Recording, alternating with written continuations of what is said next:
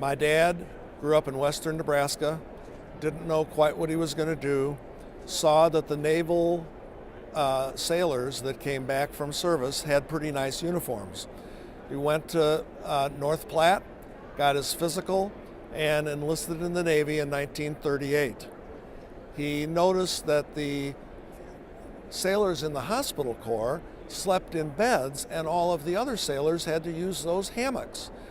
So, being that he was very dedicated, he decided he wanted to be a corpsman because he got to sleep in a bed. Went off to San Diego, was trained as a corpsman, and got assigned to a place he'd never heard of before, the Pearl Harbor Naval Base. He was out there for about a year, and he was there on December 7th, that incredible day, taking a shower, when he thought that the air raid drill was a little louder than normal. Got out of the shower, looked out the door, and saw a plane fly by, low level, with a big red dot. He knew that his life had changed forever.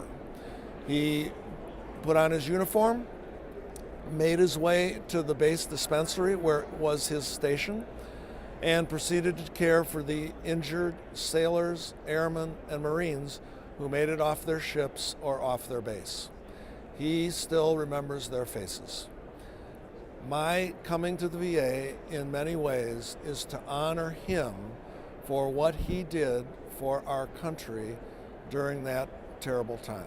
My dad is alive. He is 93 years old. We still are fortunate to have him with us and able to have conversations. There are things about that experience he still remembers today. What soldiers and sailors transitioned at that time is very different than the way we transition now. My dad left the ship in Boston, took the train to New York, got married, went to Chicago, and began his life. That was it. He went to Northwestern University. He subsequently went to the Chicago College of Chiropody, which was that time, and practiced podiatry for 40 years in northern Chicago.